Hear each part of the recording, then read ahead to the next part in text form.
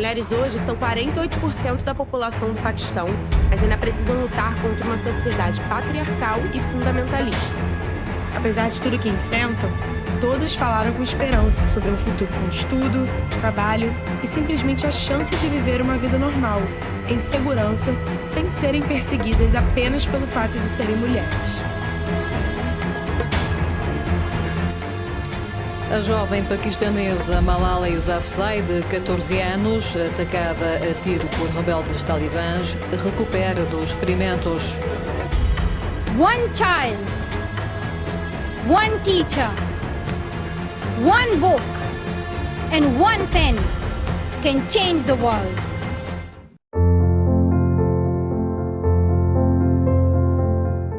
Vocês já imaginaram ser uma criança e não poder ir para a escola? Parece estranho, né? Mas isso foi o que aconteceu com Malala. A primeira parte da biografia de Malala fala mais sobre a infância dela. Era um tipo de criança corajosa, inteligente, adorava conhecer coisas novas. Mostra ela brigando com seus irmãos, algo muito normal na infância. Brigava por controle, assistia série com uma amiga dela. Era uma vida de uma criança normal. Na etapa da infância dela, era normal ir à escola. Malala era um tipo de criança muito dedicada aos estudos, amava estudar, era bastante competitiva, tinha vários troféus na sua casa. Era um tipo de menina que gostava de dar exemplo às outras. O pai de Malala era uma grande inspiração para ela. Ele era um exemplo em pessoa, era um bom pai. Inclusive, ele era o diretor da escola, o dono da escola. Incentivava sua filha a estudar e nunca desistia dos seus sonhos. Sempre estava do lado da filha em tudo e, independente do gênero, queria que todas as crianças estudassem para ter um bom futuro. A segunda parte da biografia da Malala fala como o Talibã se infiltrou na cultura paquistanesa. Após o terremoto acontecido no Paquistão, um cidadão chamado Fazlullah, em uma rádio FM local, decretou que isso aconteceu porque as pessoas não estavam seguindo mais o Alcorão. Seus discursos no começo eram religiosos e gradativamente se tornaram mais radicais, principalmente porque ele atacava as mulheres, proibindo elas de saírem, ir à escola e usarem a burca. Com a escala da violência, as pessoas começaram a ser punidas em praça pública. Isso fez crescer o medo na população, principalmente nas mulheres. Em todo o país, as escolas começaram a ser destruídas e Malala, aterrorizada, pensando que a sua escola seria a próxima. Mesmo com todos os riscos, a Malala ainda continuava a frequentar a escola com o apoio do pai dela. Na terceira parte da biografia de Malala, vemos que ela e outras diversas mulheres e garotas foram oprimidas, silenciadas e perderam seus direitos através do Talibã. Muitas até sofriam ataques ao sair de casa. Um jornal britânico contactou o pai de Malala para procurar uma jovem com interesse para criar um blog para falar sobre o que estava acontecendo no país. Nenhuma jovem se ofereceu, pois todas estavam com muito medo. Mas Malala resolveu se oferecer. Com isso, e a ajuda do seu pai, ela criou um blog, onde começou a contar tudo o que estava acontecendo por lá. Malala e seu pai começaram a ganhar muita visibilidade por suas ações, para resgatar a educação de várias pessoas, incluindo crianças e mulheres. Com isso, eles foram convidados a várias entrevistas. Malala só tinha 11 anos quando, em uma das entrevistas, foi considerada muito inteligente e madura para a idade que tinha. Na parte 4 da biografia de Malala, o título se chama O Alvo. Isso porque em uma das entrevistas, enquanto a jornalista, junto com o pai dela, pesquisaram o nome dela no Google, encontraram uma ameaça explícita do Talibã, dizendo que ela deveria morrer. O pai dela entrou em pânico e perguntou se ela estava bem. E ela, com uma calma, ela respondeu dizendo que não responderia com violência, mas continuaria defendendo o direito da educação até para o filho dos extremistas. Depois disso, tudo foi continuando normalmente. A mãe dela aprendeu a ler e ela ficou bastante feliz. E também teve o passeio escolar. Só que com isso começou a chegar cartas com falsas acusações, acusando de indecência. E o pai dela, com medo, decidiu mudar a rota sempre para tentar proteger a família de sofrer algum atentado. E também Malala tinha bastantes pesadelos, só que preferia esconder dos pais para não preocupar eles. Em uma terça-feira qualquer, como todas as outras, Malala foi à escola. Nesse dia especificamente, tinha prova e ela se dedicou bastante para estudar. Na saída, ela pegou o ônibus, como ela sempre fazia, e enquanto o ônibus seguia normalmente, ele parou em um trecho isolado. até que entrou 2 homens armados perguntando quem era Malala e terminou com 3 disparos. Um disparo atingiu Malala e os outros 2 atingiram 2 das suas amigas.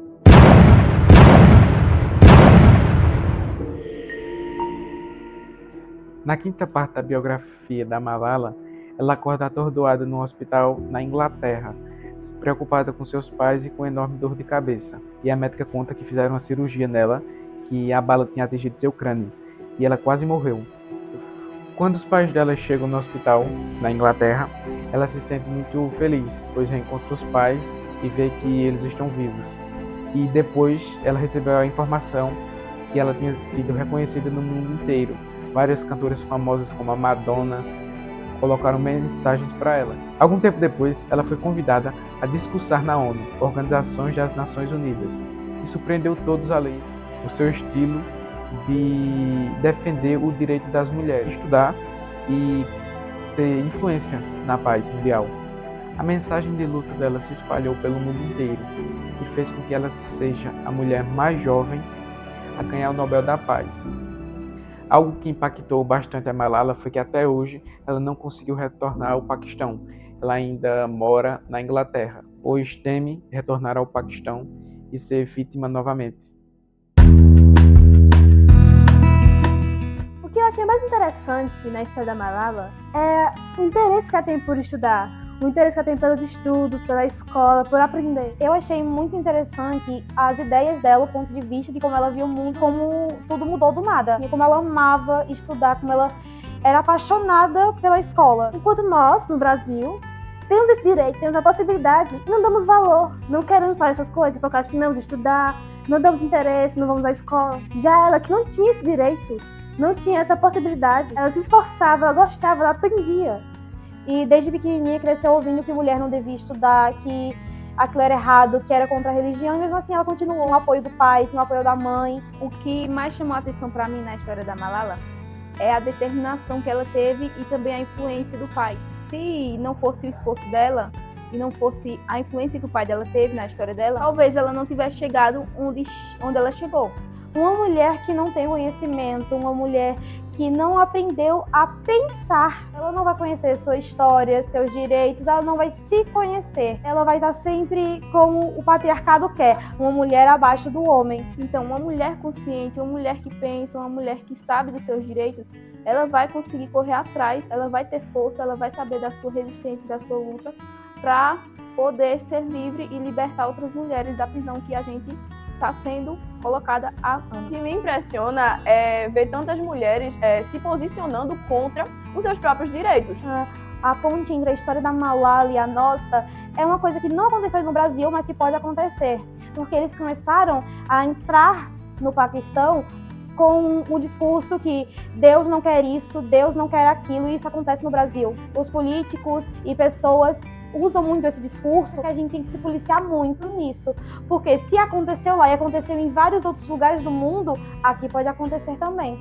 A mensagem que eu daria para as mulheres que querem alcançar seus objetivos e querem continuar estudando é que elas não desistam, porque o conhecimento ele liberta. Então o que eu tenho a dizer é que vocês não desistam do estudo de vocês. Se concentrem, lutem para que vocês realizem tudo o que vocês quiserem, porque nós podemos. Não desistam porque muitas mulheres, antes de nós, queriam ter essa oportunidade. A sociedade tem tanto medo das mulheres que têm conhecimento, porque uma mulher que tem conhecimento, ela sabe se posicionar, ela sabe como pensar, o que ela quer, como ela quer e como ela quer o futuro dela. Toda biografia ela é interessante. Se tratando de Malala, onde ela mesma conta a biografia dela, ela se retrata diante de todas as questões políticas e sociais dela, aí é que fica bem interessante para os nossos alunos.